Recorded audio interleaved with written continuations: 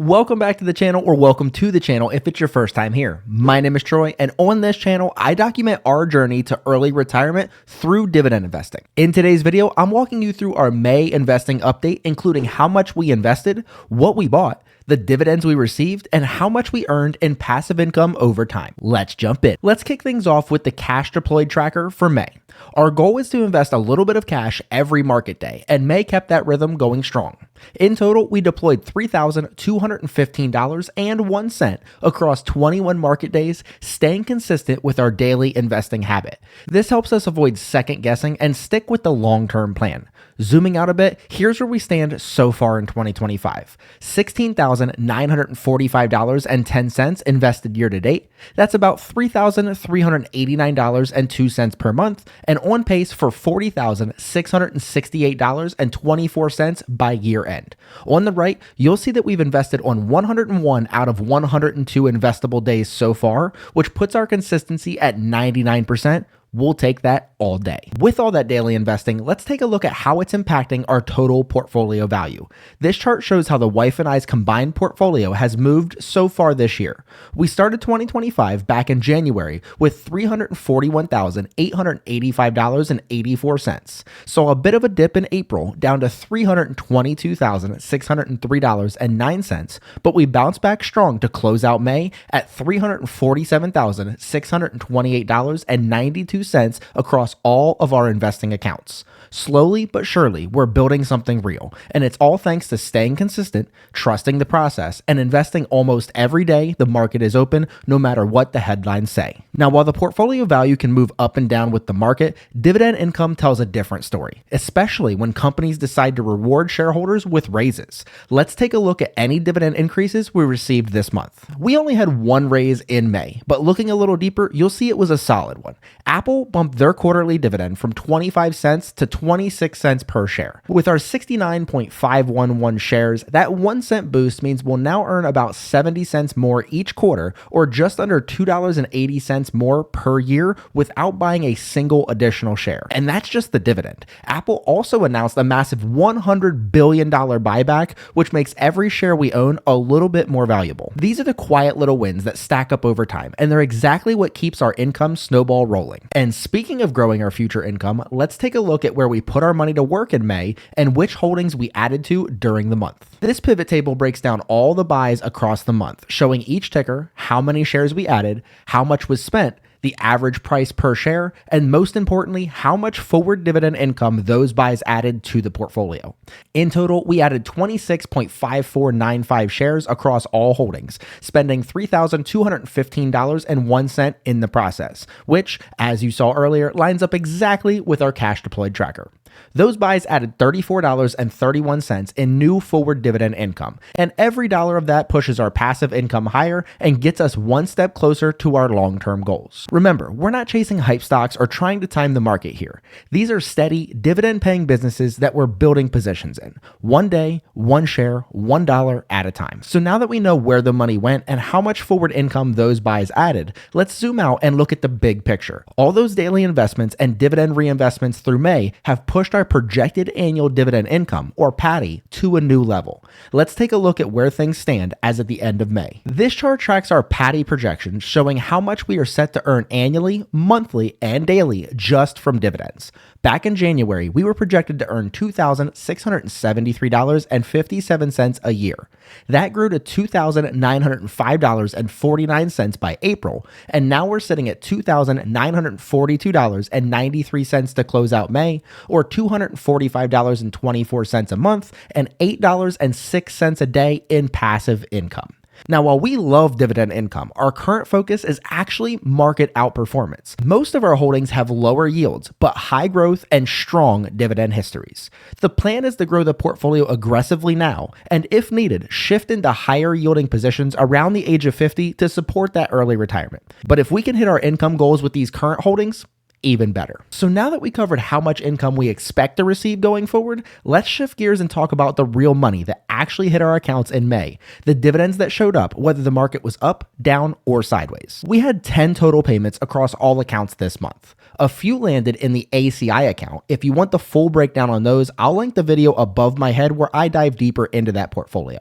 We also picked up some interest from idle cash, which is always a nice little bonus. But in our main taxable account, we had two standout dividend payments. First up, on May 15th, Apple, or AAPL, paid us $17.88. That brings our total from Apple to $95.19, which makes up 2.42% of all the dividends received in this account. Thanks to the drip, we've picked up 0.485 free shares along the way. Small gains that really add up.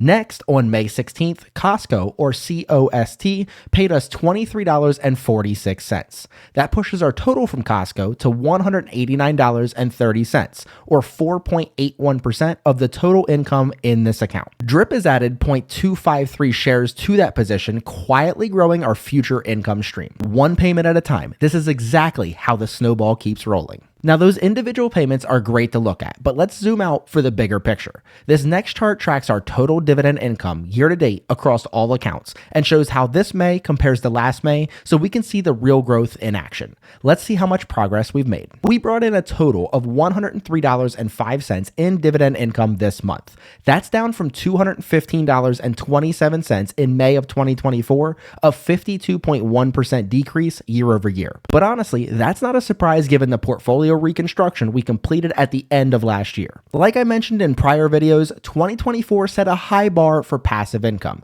and while it'll be tough to beat this year, if our current strategy helps us outperform the market, then the lower yield now will absolutely be worth it down the line. Looking at the year-to-date totals, we've collected $1,217.83 in dividends so far in 2025. That averages out to about $101.49 per month, or just over $3.34 per day. Completely passive income that keeps showing up whether you're working or not. We'll take a closer look at Q2 once June wraps up, but for now, May played its part in pushing the snowball forward. And speaking of progress, let's take a step back and look at everything we've earned since day one. This next slide shows our total career dividends received broken down by account so we can see exactly how far we've come since starting this journey. At the top, you'll see accounts like the ACI portfolio, my wife's 401k, my 401k, our Roth IRAs, and more. Each row shows how much that account has contributed in total dividends, what percentage of our lifetime dividend income that represents, and how many shares we've picked up through the drip along the way. That last column is one of my favorites. It's a reminder that just by holding quality companies and reinvesting consistently, we've been quietly stacking shares behind the scenes for free. And of course, that grand total row at the bottom tells the full story. Real money earned simply by being patient and letting time do the heavy lifting. It's motivating to see how every account plays a role in the bigger picture. This is the snowball in action. Speaking of snowballs, up next, we'll dive into the snowball trackers. These charts show how long it took us to hit important dividend milestones, starting with $1,000 and then $2,500, and you'll see how each milestone came faster than the last, highlighting the power of compounding and steady investing. The first one shows how long it's taken to hit each $1,000 milestone in total dividends received. The very first $1,000 took 1,617 days, but after that, each milestone came quicker than the last. Now I'm tracking how fast I can reach the next milestone and beat my current average. It turns investing into a bit of a game and keeps things fun. The second chart zooms out a bit and tracks progress in $2,500 chunks. Same concept, each milestone hit in fewer days, showing the compounding effect picking up speed. These charts are visual proof that staying consistent and letting time do its thing really works. This is the dividend snowball in action, and it's only getting faster. Now that we've looked at income growth over time, let's shift gears and talk about where that money is actually going. This next slide breaks down our portfolio diversification, showing exactly how our capital is allocated across all holdings, not based on market value, but based on what actually matters, the dollars we've invested. The market moves every day, but our investing decisions shouldn't, and this chart helps keep the focus on what we can control. On the left side of the screen, we've got a pivot table that combines all of the holdings from my wife's account and mine into a consolidated view.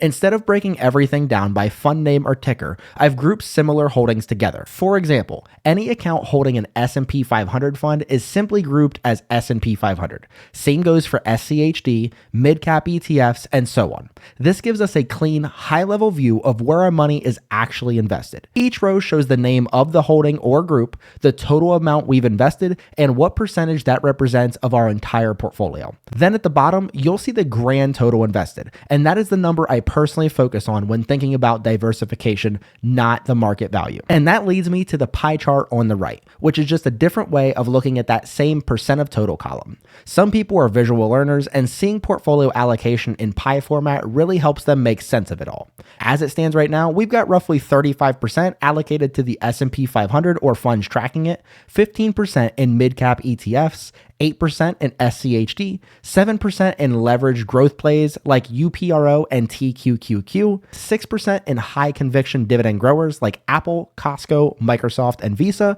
and the rest spread across other smaller positions. Now again, all of this is based on invested capital, not market value. Market prices change every single day, and letting those fluctuations dictate how we diversify just doesn't make sense to me. That's like the tail wagging the dog. Instead, we base our strategy on what we can control, how much money we've actually chosen to invest in each slice of the portfolio. This helps us stay intentional, stay balanced, and avoid chasing performance. Now that we've seen how the portfolio is built and where the money is allocated, let's answer the big question.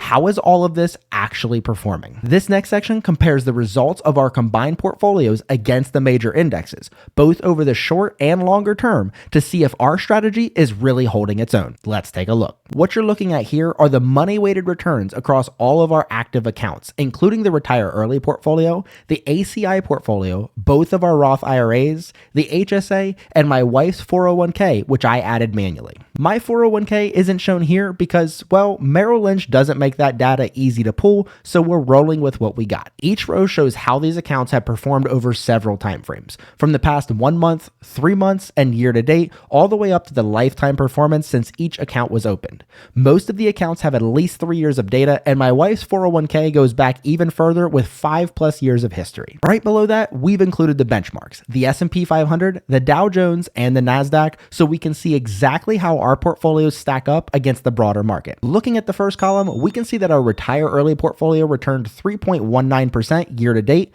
compared to the S&P's 1.06%, the Dow's 0.08%, and the NASDAQ is actually in the red by 0.74%. Now, of course, short-term moves doesn't mean much to us as long-term investors, but this chart helps validate whether our allocation, dividend income, and reinvestment strategy is actually keeping up or even outperforming over time. And based on what we're seeing here, I'd say we're heading in the right direction. Now let's wrap things up with a quick look ahead. June is already shaping up to be an exciting month for dividends, and I'll walk you through which companies are expected to pay us and what kind of cash flow we're likely to see hit the account.